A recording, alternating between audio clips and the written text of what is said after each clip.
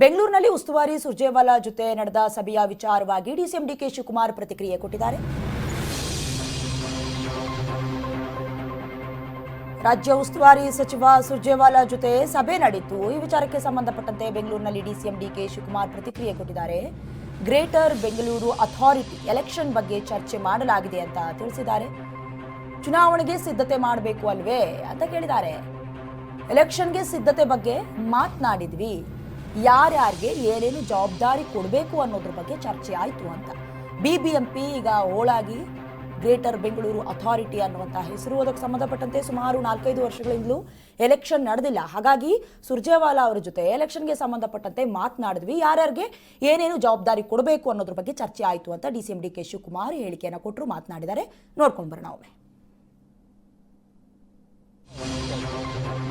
ನಮ್ಮ ಪಕ್ಷದ್ದು ಈಗ ನಾವು ಇದನ್ನ ಮಾಡ್ಬೇಕಲ್ರಿ, ಎಲೆಕ್ಷನ್ಗೆಲ್ಲ ಪ್ರಿಪ್ರೇಷನ್ಸ್ ಮಾಡಬೇಕಲ್ಲ.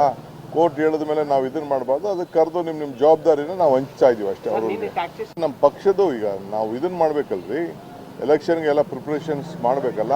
ಕೋರ್ಟ್ ಹೇಳಿದ ಮೇಲೆ ನಾವು ಇದನ್ನ ಮಾಡಬಾರ್ದು, ಅದಕ್ಕೆ ಕರೆದು ನಿಮ್ಮ ಜವಾಬ್ದಾರಿನ ನಾವು ಹಂಚ್ತಾ ಇದೀವಿ ಅಷ್ಟೇ. ಅವ್ರಿಗೆ ನಮ್ಮ ಪಕ್ಷದ್ದು ಈಗ ನಾವು ಇದನ್ನ ಮಾಡ್ಬೇಕಲ್ರಿ, ಎಲೆಕ್ಷನ್ಗೆಲ್ಲ ಪ್ರಿಪ್ರೇಷನ್ಸ್ ಮಾಡಬೇಕಲ್ಲ.